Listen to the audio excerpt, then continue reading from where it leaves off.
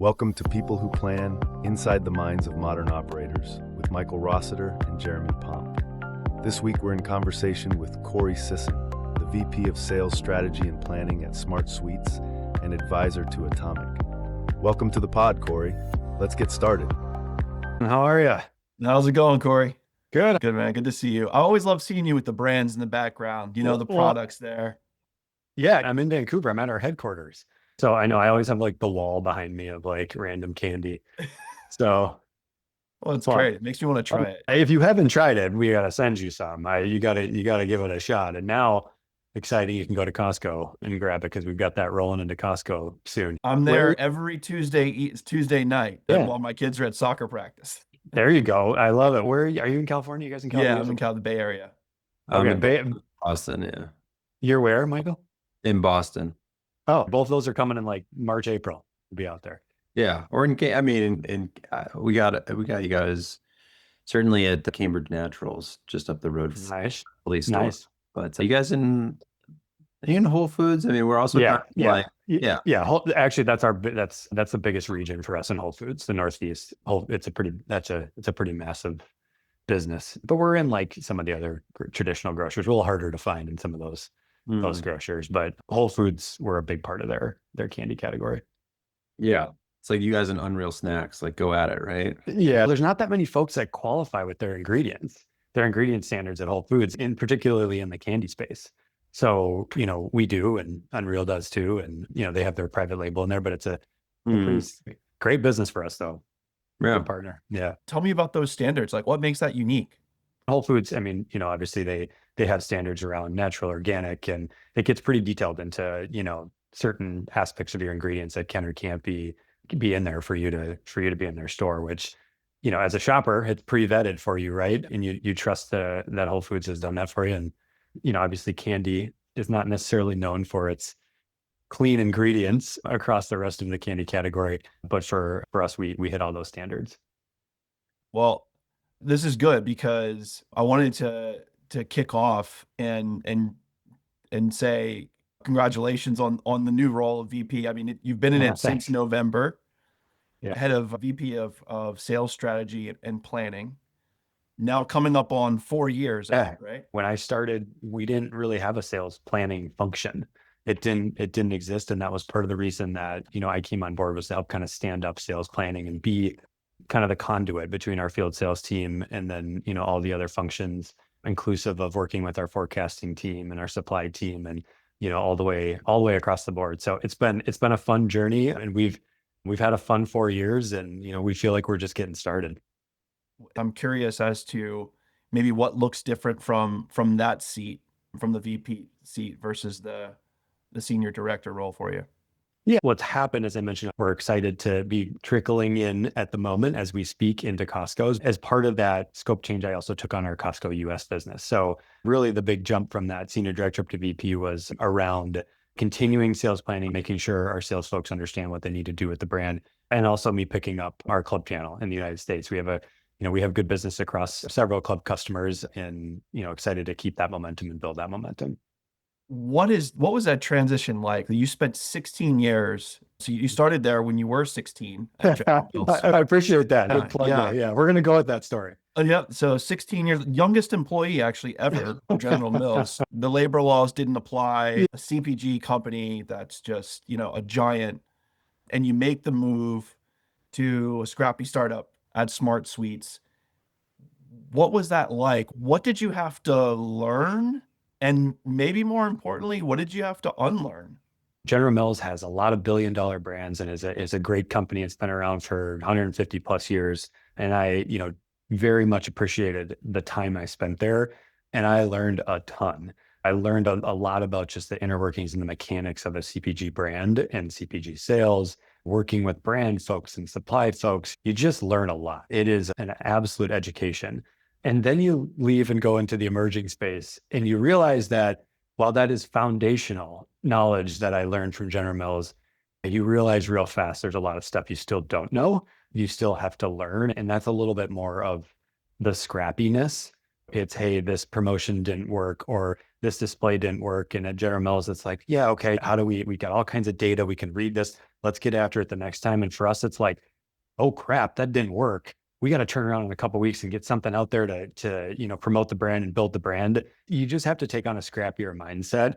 And the thing I think to your question, which I love about like unlearning, General Mills is a highly matrixed organization for a reason. These are big brands that they have to protect, and they do a wonderful job protecting them. So there's a lot of layers in the organization. You make a decision, you've got to run it by a couple other folks. And again, I think that's smart when you have brands that size. You have to do that. What I had to unlearn is you got to make decisions and you got to move quickly in this space. And I can't worry about, getting everybody up to speed sometimes. I need my key stakeholders. Here's our thoughts. Get the key folks aligned. And when I say key folks, that may be like 2 people. Like it's like 2 people. And at General Mills, that may have been 40. So how do you get those 2 people aligned and then move and go? So I had to unlearn, if I'm being blunt, a little bit of the political polishing. I have the opportunity to work with some great folks here that came from big CPG. My boss, who did a wonderful job when I first started, kind of said, I got to get this out of you. You got to say what you're thinking. We brought you here for a reason. And it was a great pep talk of don't hold back. Everybody has got to be rowing the boat in the same direction because there's not that many of us and you got to speak up. So that was a little different for the General Mills verse for SmartSweets. Both good and both positive experiences, but just very different. Yeah. That's so funny. I had a similar experience transitioning from consulting into like an operating role, being like a management consultant. And I was sort of equated it to like I saw a problem and I would build a box around it. I'd build another box around it. It's undeniably inside the box. And it's like, yeah, but like what is the plan? Right. And it's like, I'm not going to be able to do this level of analysis and convincing and still like survive. I just have to like act. People are expecting you to act. And so, there's like a personal risk tolerance there of you kind of, it's the accountability and, you have to be able to justify why you're doing it, but you don't have to convince everyone. It's fun. I mean, it's fun. Like it's the pressure's on, right? Like to that exact point, you don't have to convince everybody, but you're going to make some wrong decisions. And we probably have as a team, you're going to make those decisions, but it's fun to be, free to do that. And, we've made some really good ones too that have benefited the business. So for me personally, like you say, personal tolerance to this. Yeah, I think you got to have the willingness to make a call, stand by the call, and that's right or wrong. And you got to stand in front of it. When it's wrong, it's hard, but it's not natural to be like, I screwed up, my bad. It's tough to do that, but it's so blatant in this world when you do it. But for me, I mean, I love it. It's almost like an adrenaline rush. It's like you make this decision and then you just quickly see it hit the market and you're like, yes, like we did this. The team made this call and we moved fast, which is super, super fun and rewarding, but also there's a few more gray hairs than when I left General Mills now, just for going through the battle here. Yeah, you're reminding me of something that we'll often do as we're in a discovery process, getting to know a brand or a team, right? At Atomic, me and Neil will give our story of the biggest planning mistake we made because you're building a portfolio of decisions. And to your point, like hopefully most of them are good and most of them pay off. And sometimes some of them don't. And sometimes your tools are just bad and you just screwed up the analysis. We talk about, I mean, for ours, when we were moving cars around, the magnitude of the mistakes are very large, right? You're talking like tens or hundreds of millions of dollars of like misplacing assets. At one point, we sent like 100 cars to Canada, actually, that were P100Ds. So they're like the top end cars and they had textile seats because they were like misconfigured in the MRP. We always have to say like, we're just selling food and it has an impact on people's lives and that's part of the brand, but we're also not, moving, $60,000 cars, trucks full of them and all that. So when you start to think about inventory and costs and all that, it is a little bit different. We joke about like, we send a truck of candy and if it gets lost, like, yeah, that's brutal. But like you send a truck of like TVs or cars or something, you're talking a whole different ballgame. We have to keep in perspective that we're still selling food, but we know the impact it has on people's lives. So we take it seriously, but we recognize we're not, creating the next AI robot. Corey, just be honest. How many times have you gone into Whole Foods and straightened out the candy? They're not doing my job. So That's a good prompt, Jeremy, because if you want to compare the two, when I was at the big CPG, we'd go do a store walk and we'd all sit back and we're looking at the shelf. We're talking about the pricing, talking about this. When I got in this world, the second we get in the store, everybody just descends on the shelf and starts fixing all the bags because it's like we don't have a merchandising team, whereas the big folks do. So every time I'm in the store, it is fixing it up and fixing the shelf. And, I'm guilty of even going along, like fixing other people around us to make it look nice. And we also have the classic, if you look at my phone, my camera reel in my phone, I mean, it's just embarrassing. It is just pictures of shelves at random retailers. And it's like, this one was at a Kroger and, wherever in Cincinnati. And this one is a Fry's in Arizona. Like it's absurd to look back through my pictures. So I've got the classic CPG. I can't get rid of the merchandising the shelf or taking pictures of the shelf all day long. You're sending them to your colleagues and you're like, yeah. And some of us send them to our colleagues being like, why is it this way? Can you fix it? Which they don't love. They don't love. I joke with the woman that leads our sales team in the United States. She gives me crap because every time I walk into the store, there's usually about 1,000 text messages back her way. But yeah, we have a lot of fun with how the shelf looks and making sure it's fixed up when we need to. Can't turn it off. Talk to me about planning. So yeah. What's planning? So again, this difference, and I'm assuming there is a big difference, but tell me if there isn't. Planning, from a large CPG, and you go to SmartSweets. What does planning look like today at SmartSweets, and how does that differ, if at all, from General Mills? Yeah, I think they're not that dissimilar. We've gotten to a place where we have tried to create more rigor in the way we plan the business. And when you say planning, I think of it as two things. One is just the physical planning of supply and demand. That is a piece of planning. And then there's also the planning on the strategy, right? Like, how do we build a plan that builds the brand? And those two things are, I think it's a little shocking how similar they actually are to each other. Now, at the larger CPGs like a General Mills of the world, there's a lot of hands in it and a lot of eyes on it. You each have a specific role that you bring to that discussion or that meeting or that planning process. Here, we all have to kind of play a couple different roles. We have our roles, we bear our roles, but we all keep an eye on it. Like, hey, that doesn't quite make sense. And sometimes we have to step outside of our lanes and we have to feel comfortable doing that, which it requires a lot of trust, right? Our food science folks don't love it if I start asking detailed questions about why something is X, Y, and Z, but they're so patient and like, hey, this is the situation. They know that sometimes we all have to step out of our scope to understand a project or understand the process a little bit better to help us plan in a more effective way, particularly on that strategy side. And then I would say that to answer the question on the demand, the forecasting side, the big difference is just data access. So planning at a General Mills, you just have a ton of data. You have a ton of data and maybe too much in some cases where we get a little analysis paralysis, access to all that. Now we have data and we use data. We are very data driven, particularly for a brand our size, but it looks different. We don't have the 19th different view or cut of the data to help enable a forecast.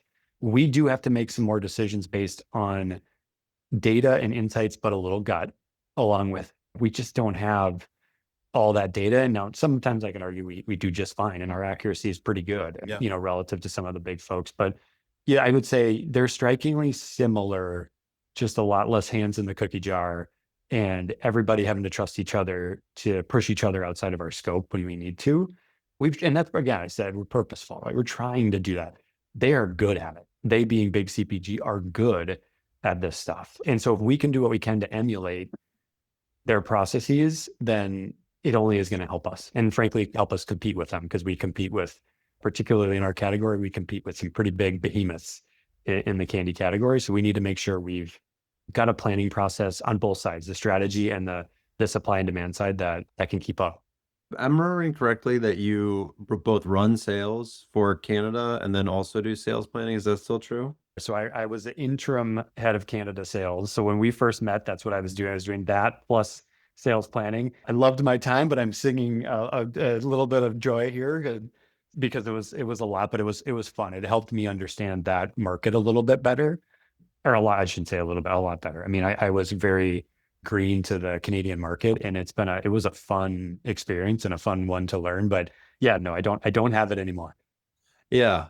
But the experience of running sales, how does it inform you as a planner or like building empathy of like all of a sudden it's not the target that you're helping to create, it's the target that you own, right? And I know planners, like I certainly as a planner always felt like it was also my target and we had to find all the levers to get us there.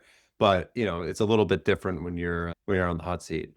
Yeah, I mean, I would say, the General Mills had the opportunity to lead account managers and sales teams, and it's very similar to that. So you got to walk the walk. You have to be accountable that you're driving it right there with them and leading a team.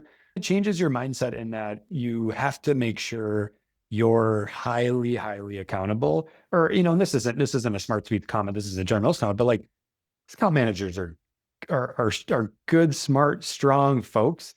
They're going to see right through it when you have a leader that's like, hey, but we need another million. You go get that million. You go get that million. Everything has to be rooted in facts and rooted in data and insights. And that's what we do to help assess targets and drive all that. So, again, I would say a new experience from, running a sales team, but different, different in the emerging space. You lose, I'm making up numbers here. So these are all, but let's say you just lose 250,000 in revenue. Like, your ass better go back and find 500 just for the pain of losing 250. And that's what you feel when you're leading those teams is like, hey, we got to go get that. We got to go get that back for the organization and for the brand, for the team. Like that's part of the deal. We're also salespeople. So you put a number in front of us and we're hardwired to be like, I got to go get that number. And if I miss it, how do I beat that number? So there's a little bit of competitiveness, I would say, in that space.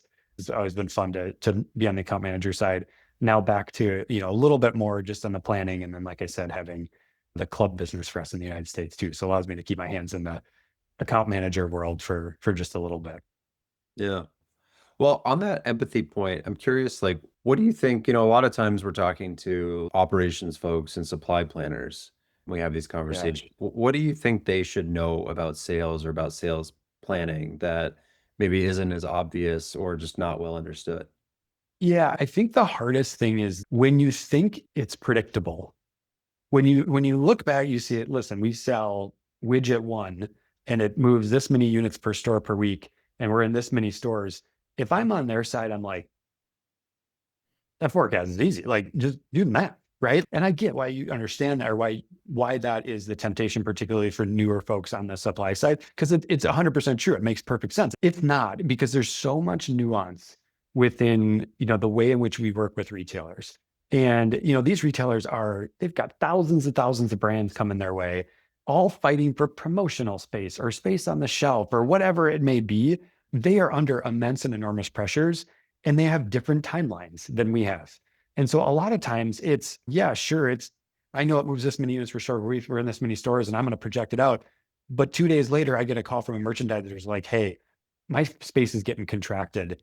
And now you don't have as many spacings or you don't have as much exposure, on your brand.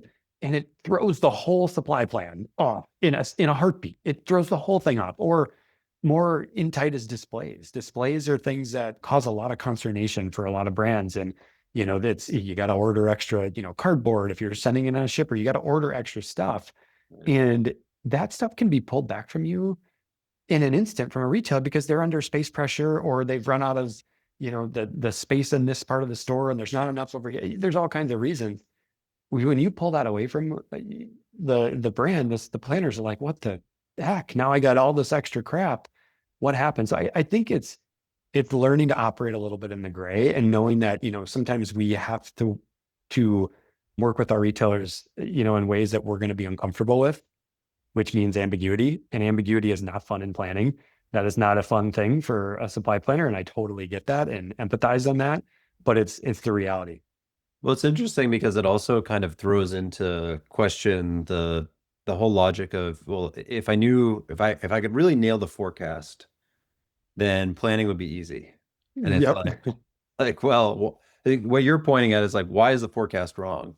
And it's not because statistically being able to figure out like what's the unit per store per week and the number of stores, like, yeah, sure, statistically is going to nail that. That's not the hard part. It's all the things that you just mentioned, which are inherently unpredictable.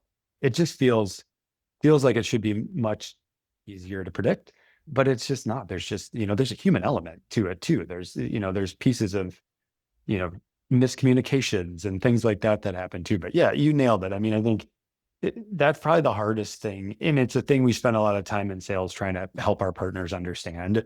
This is not the sales folks just not understanding their business or, missing an email or there's always a lot of change and ambiguity. And I've been fortunate in my career, both, where I was previously at General Mills and here, to work with really, really good planners that understand this. But it's hard. It's hard to wrap your head around. I'm sure there's times where they're less friendly behind closed doors about what the heck's going on with the sales team. Why can't they get this forecast right? And I get that. That's fair. It's 100% fair. Yeah. Yeah. I've been on both sides of that conversation, and for sure. But it's also good when you can get into the conference room and yell at each other a little bit and hash it out. Oh, that's the best. Getting closer, Yeah, that's I said I'm in person here, which I usually work out of my home office, but that's a double-edged sword when you're in person. Now they can just come over and I get the water cooler yelling at me, which is great. But no, nobody's yelling there. We have a great team that works together really well, but there's tension and there needs, what you're playing at is we talk a lot about healthy tension, and that is critical because you're only going to make each other better. And, the sales team can't sit back and be like, wow, the retailer did this, the retailer did X, Y, and Z. We can't, that's bullcrap. That's not taking accountability. And we have to make sure we're open and honest about like how we work with that group, our supply group, and letting them know kind of the full picture and what's happening. And if we're doing that and there's still healthy tension, that's fine too. That's okay. That's okay for us to have some frustration, because when you have that, you're going to get better. I mean, it's a negotiation, and like you're describing as tension, and what's revealed through it is the actual cost and the limits of how much can we adapt and change, what can we support, what are the real costs of doing that. And that's okay that comes through in tension, as long as it's respectful, because it's kind of this discovery process. I mean, if you don't get your supply plan right, you're not building your brand, right? It's that simple. Like, of all the stuff we're doing, sales is doing stuff, our marketing, our brand, we're not building the brand if we do not service the brand, if we do not make sure our retailers have enough on shelf. And so I don't, if we have to sit in a room and have a ton of tension around it, that's fine, as long as it's the end goal. Because I mean, we can't build brands if you don't have stuff on the shelf for consumers to buy. I mean, it's really, it's oversimplification, but it's the truth. It's just a reality. Now, I think the experiences that we've had directly is that you get to a point where you get to a certain scale as an organization, or a certain level of complexity, where you come to realize that uncertainty and that unpredictability is not going away. It's just not. Mm-hmm. And so then the question is, what do you do with that? Because if you don't have the right tools that bridge the gap between sales and supply, and have a way to respond with agility to these changes, that's where things start to get kind of messy and break. And they could break in different ways, just as simple as like we miss out on opportunities that we should have captured, or, people get frustrated and they're unhappy. But when you do nail it, then the negotiation is a little more nuanced, because it's not a negotiation over, I don't have enough time to run the analysis to see if I can support you, which is a shitty reason, right? But it's like, no, now we actually understand the decision very clearly, and we can have like a very informed, and then we know what the limits are. We know if we can respond, or we know if we can't. Leaving opportunities on the table is something we can't afford to do. And I think I can speak for a lot of emerging brands and scaling brands. You cannot afford to leave opportunities on the table. And if we're doing that because something's held up in our supply plan, like, shame on us. Like that we need to make sure we're tighter and better around that, because opportunities like don't come around all that often. You get a call from a retailer that's like, hey, I gotta, can you fill this display? And this has not happened. I mean, this is a hypothetical, but we go back and say, can we? What do we think? And we're not tight enough on our plan. And we say, wow, let's not take the risk. We don't know. That is true lost sales that you have just given up. Now, if you're tight on your supply plan and you can make that call, I mean, game on, right? Now you're able to go again, use the term build your brand. You're able to go and drive some revenue and build your brand. So yeah, 100%, making sure that you're tight on opportunity and risk is it's the name of the game. And it's not just a nice to have, it is a critical enabler.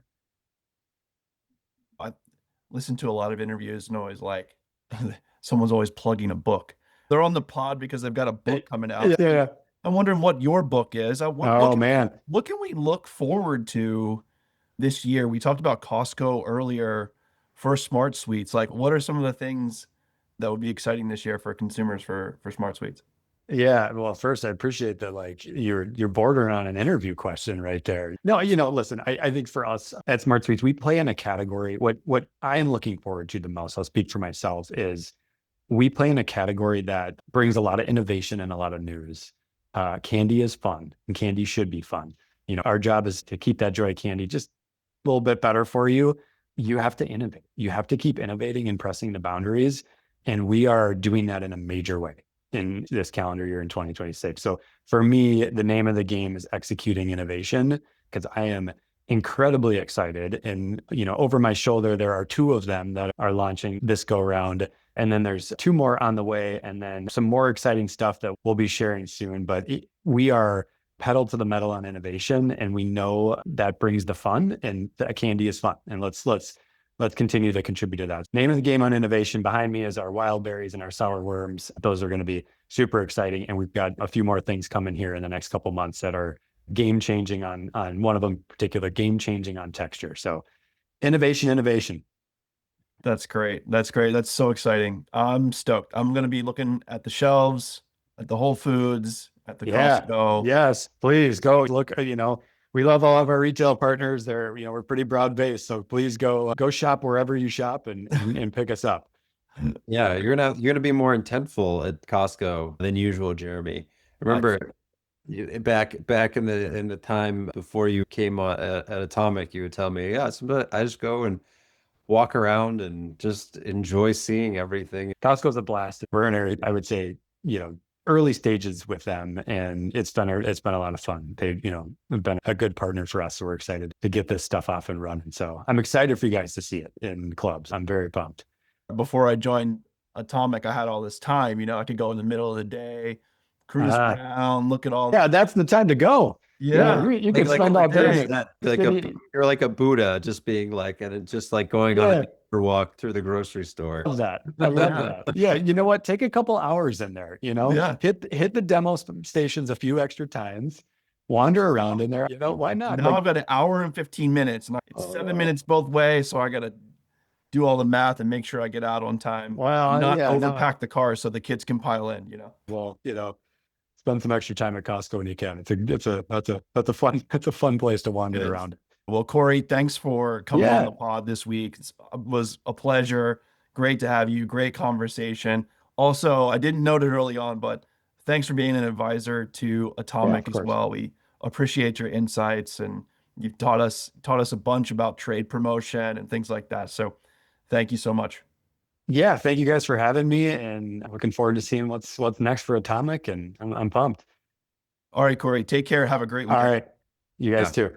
See ya. Bye. See ya. Bye.